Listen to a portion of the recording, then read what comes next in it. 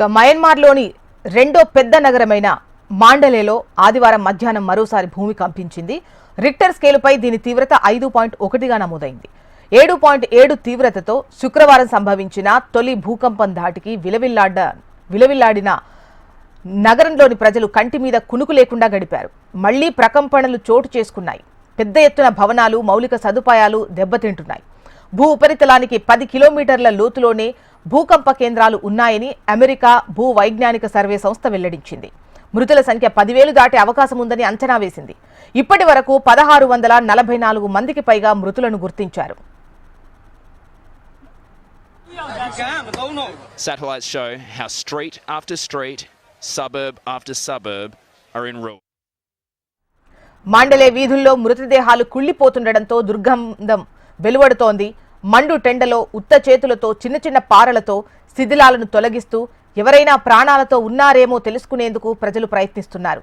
సమయం గడిచిపోతున్న కొద్దీ అవకాశాలు సన్నగిల్లుతున్నాయి.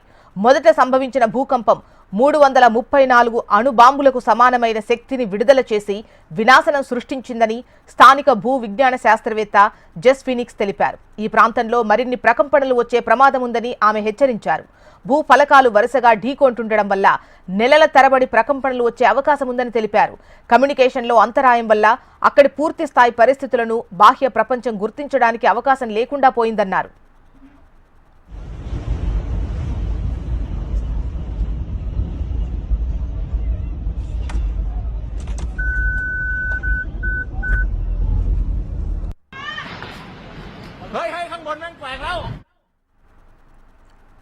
శిథిలమైన రహదారులు, కూలిన వంతెనలు, అరకొరగా మిగిలిన సమాచార వ్యవస్థ, అంతర్యుద్ధం కారణంగా సహాయక చర్యలకు తీవ్ర విఘాతం వాటిల్లుతోంది. కంట్రోల్ టవర్ కూలిపోవడంతో విమానాల సేవలు నిలిచిపోయాయి. ఇళ్లు కూలిపోవడం, మళ్లీ భూమి కంపిస్తుంది అనే సూచనల నేపథ్యంలో చాలా మంది ప్రజలు ఆరుబయటే గడుపుతున్నారు. ఆహారం, తాగునీరు, మందుల కోసం పలువురు అలమటిస్తున్నారు. చైనా బృందాలు ఓ ఆసుపత్రి శిథిలాల నుంచి ఒక వృద్ధుణ్ణి ప్రాణాలతో బయటకు తీసుకురాగలిగాయి. 40 గంటలకు పైగా ఆయన ఆ శిథిలాల్లో చిక్కుకుపోయారు. పొరుగున ఉన్న థాయిలాండ్లో భూకంపం వల్ల ఇంతవరకు 18 మంది ప్రాణాలు కోల్పోయినట్లు తేలింది.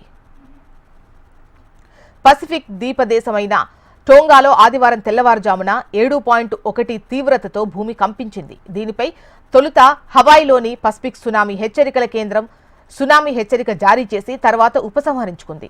హెచ్చరికలు రాగానే ఎగువ ప్రాంతాలకు వెళ్లడానికి హవాయి ద్వీప సమూహ ప్రజలు ప్రయత్నించారు. మొదటిసారి భూకంపం వచ్చిన కొన్ని గంటల్లోనే 6.1 తీవ్రతతో మరోసారి భూమి కంపించింది. మయన్మార్ భూకంప ప్రభావం పొరుగు దేశాలైన థాయిలాండ్, చైనా, భారత్, వియత్నాం, బంగ్లాదేశ్లపైన పడింది.